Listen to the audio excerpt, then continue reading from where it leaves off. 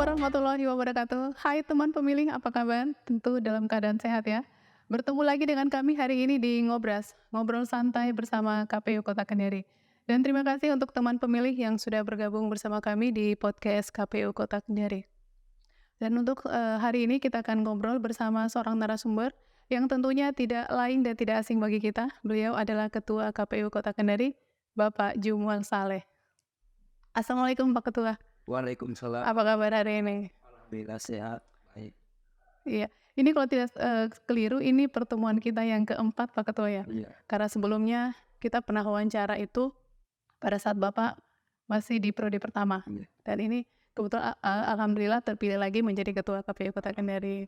Nah, bagaimana perasaan Bapak bisa bergabung di KPU Kota Kendari dan terpilih lagi menjadi Ketua? Dia juga, tapi tentu menjadi tantangan baru lagi untuk periode berikutnya lagi. Untuk tentang terkait dengan pemilu kita ini kan sudah semakin hari semakin dekat. Ini sebenarnya tugas dan wewenang dari KPU Kabupaten Kota, khususnya ini Kota Kendari ini seperti apa Pak? Jadi bicara soal KPU, tentu KPU ini kan hierarkis. Ada KPU RI, KPU Provinsi, kemudian KPU Kabupaten Kota. Nah, KPU Kabupaten Kota ini adalah fungsinya itu adalah sebagai implementator atau pelaksana dari berbagai kebijakan, berbagai regulasi yang turun dari KPU RI. Nah, dalam pelaksanaan pemilu dan juga pemilihan, maka KPU tentu adalah melaksanakan seluruh tahapan pemilu dan juga nanti pemilihan atau pemilihan kepala daerah insya Allah.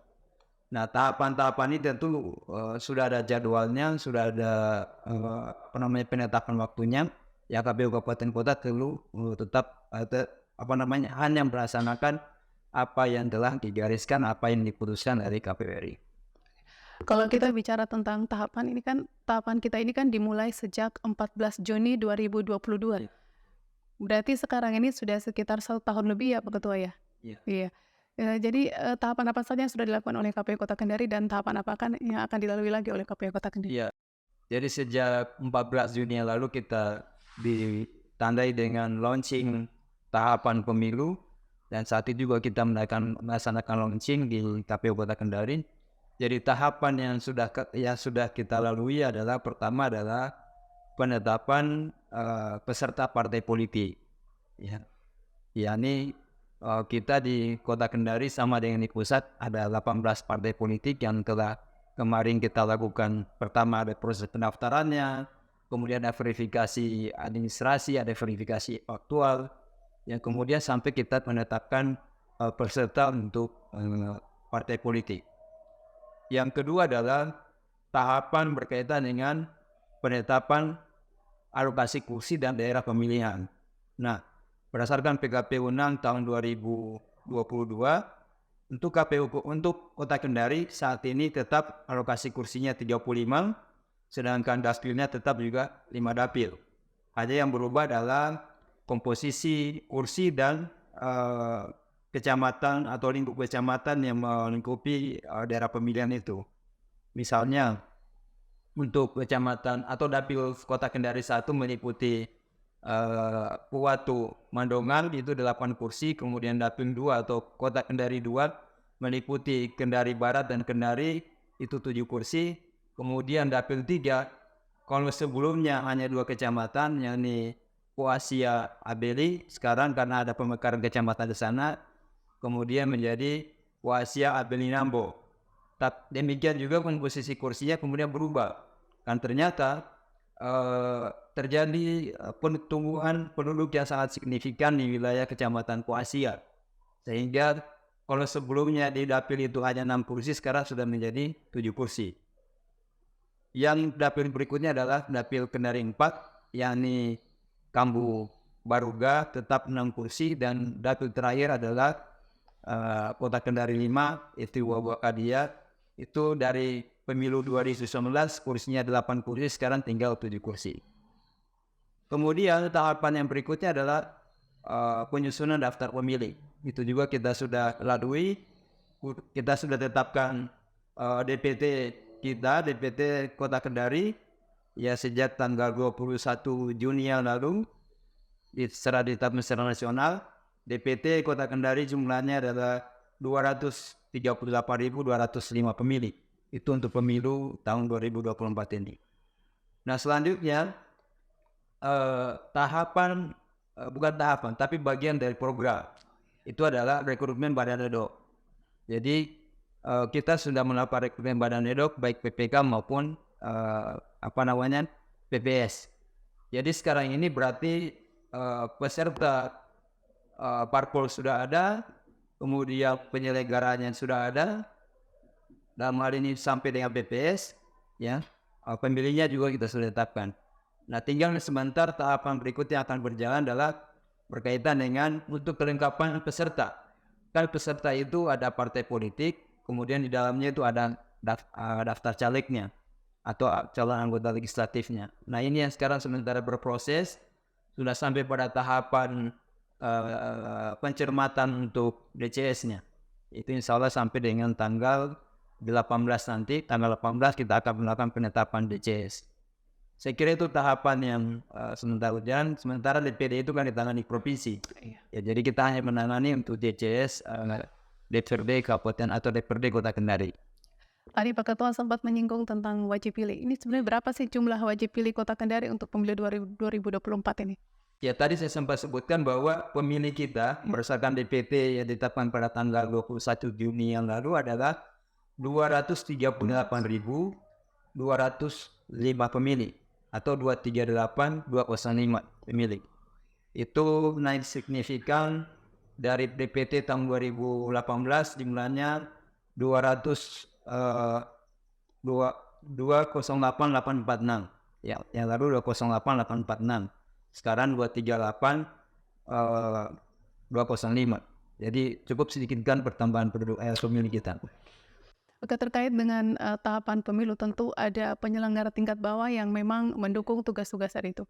Ini sebenarnya bagaimana peran dari koordinasi antara KPU Kota Kendari dengan penyelenggara tingkat bawah seperti PPK dan PPS ini?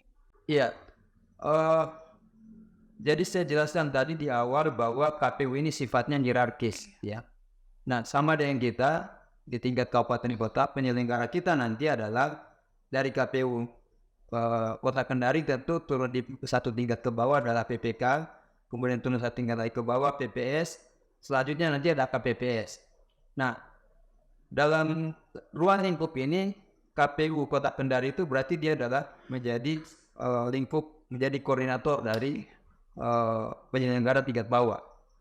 Dalam hal ini PPK, PPS, dan KPPS. Nah, bagaimana kemudian kita mengkoordinir tentu, ya ini adalah fungsi hierarkis tadi itu betul-betul harus dimaknai secara utuh. Ya, maksudnya PPK, PPS itu harus satu garis komando. Ya, ketika KPU RI memutuskan kebijakannya seperti ini, maka KPU Kota Kendari mengimplementasikan melakukan instruksi ke bawah juga seperti itu. Nah, tugas-tugas dari PPK, PPS ini kan adalah menjalankan tahapan sesuai dengan tingkatannya. Ya, dalam hal ini berarti PPK di tingkat kecamatan, kemudian PPS tingkat kelurahan. Mereka juga ini adalah sebagai pemimpin penyelenggaraan pemilihan umum tingkatan tersebut. Lantas bagaimana kemudian sifatnya adalah koordinasi, kemudian juga itu adalah hierarkis dari atas ke bawah, juga dari bawah ke atas. Dari bawah ke atas sifatnya adalah bagaimana pelaporan ya sesuai dengan sesuai keputusan KPU nomor 534 tentang tata kerja badan ad-hoc, maka setiap bulan BPK maupun PPS itu harus memasukkan laporan penyelenggara pemilu di wilayahnya kepada KPU kota atau KPU kota atau KPU kabupaten kota. Jadi seperti itu. Pemilu kita ini kan 14 Februari 2024. Kalau kita KSP ke belakang sisa 6 bulan ya. Waktunya cukup sempit sekali 6 bulan ini. Ini apakah ada kendala selama pelaksanaan tahapan pemilu 2024 ini? Saya kira kendala nyaris tidak ada karena tentu kan pertama regulasinya sudah jelas ya. Kemudian tahapan-tahapannya diatur dengan PKPU 3 juga sudah jelas. Ya tinggal saya kira mungkin kan begini, yang sering kita atau yang sering terngiang atau yang apa namanya itu yang terdengar kita di luaran sana bahwa ketika bicara pemilu maka seutuhnya menjadi milik KPU atau Iya. Bawaslu. Ya padahal kan tidak seperti itu ya. Eh, Stakeholder dalam pelaksanaan pemilu itu banyak ya. Jadi berkaitan dengan partisipasi pemilih. Tidak sepenuhnya menjadi tanggung jawab KPU. Jadi juga ada peserta pemilu, partai politik, atau juga lembaga-lembaga lain. Nah, sama dengan sekarang yang apa namanya tahapan yang akan kita masuki, tahapan kampanye umpamanya. Ya sekarang sudah terbit PKPU 15 tahun 2023 tentang kampanye. Kemudian banyak apa namanya atribut kampanye yang sudah berseliweran di seluruh kota Kendari bawahnya. Yang itu tadi ketika orang melihat itu maka yang jadi sorotan KPU atau Bawaslu. Ya, padahal harusnya ketika terbit PKPU itu kita lihat bahwa tanggung jawab penertiban ya terhadap APK, alat peraga kampanye atau bahan kampanye itu ada di partai politik.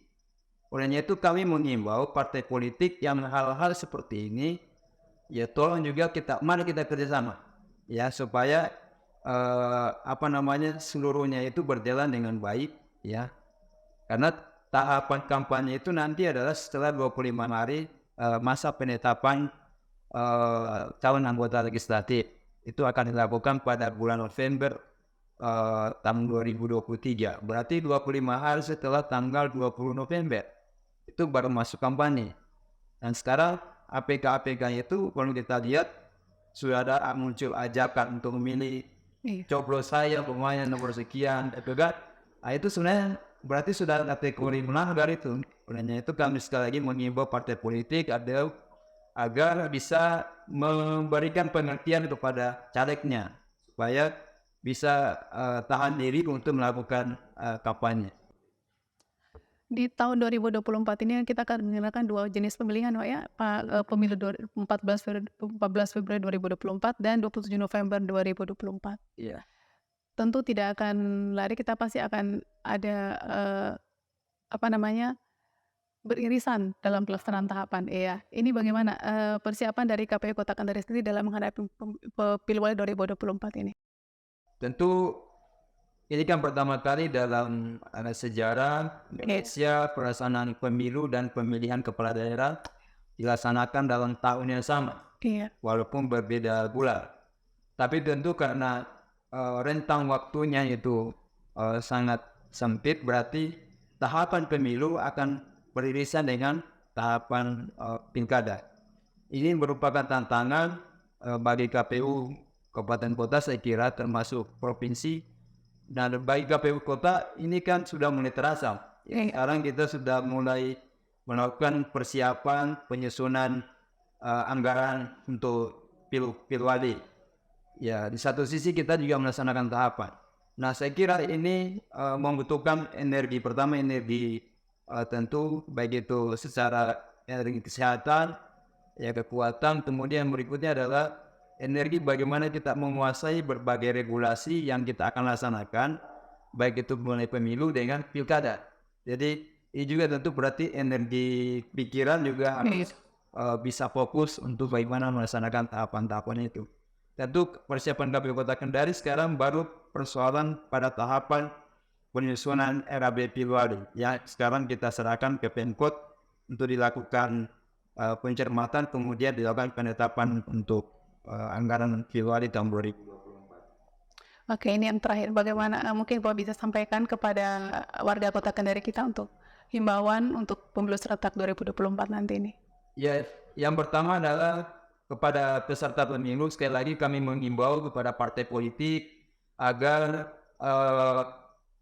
bisa membaca kembali beberapa regulasi, terutama yang berkaitan dengan verifikasi atau pencermatan DCS yang sementara berlangsung, ya supaya bisa nanti caleg-caleg yang sekarang pada posisi TMS bisa diperbaiki berkasnya lagi sehingga pada sebelum tanggal tanggal 11 Agustus ini sudah rampung semua berkaitan dengan berkasnya. Yang kedua adalah masih partai politik adalah untuk mematuhi peraturan berkaitan dengan kampanye. Belum saatnya untuk kampanye sekarang, masih tahapan sosialisasi dan pendidikan politik yang dilakukan oleh partai politik. Himbauan yang berikut kepada masyarakat adalah masyarakat yang akan pindah memilih, kebetulan sekarang masih tahapan pelayanan untuk orang pindah memilih, silakan warga masyarakat yang ingin pindah memilih umpamanya karena ada 9 kategori, diantaranya adalah karena tugas belajar, ya karena tugas, artinya pindah domisili, silakan datang di kantor BPS atau kantor BPK untuk melakukan pindah memilih. Himbauan kami juga kepada warga, tentu di dalam melaksanakan pemilu ini, mari kita menjaga situasi agar tetap kondusif. Jadi pertama, ya tidak melakukan atau tidak terlibat pada ujaran kebencian, kemudian politisasi sara, dan juga tentu nanti ke depan adalah tidak terlibat money politik. Mari kita sukseskan pemilihan tahun 2024 dengan nanti gunakan hak pilih Anda sesuai dengan hati nuraninya. Assalamualaikum warahmatullahi wabarakatuh. Baik, terima kasih Pak Ketua sudah hadir bersama kami di sini dan semoga apa yang menjadi harapan kita terwujud di pemilu 2024 ini. Baik teman pemilih, terima kasih sudah hadir bersama kami dari awal sampai akhir. Kami akan hadir lagi kembali di lain waktu, tentu dengan informasi pemilu yang lebih menarik lagi. Saya Zahra undur diri. Wassalamualaikum warahmatullahi wabarakatuh.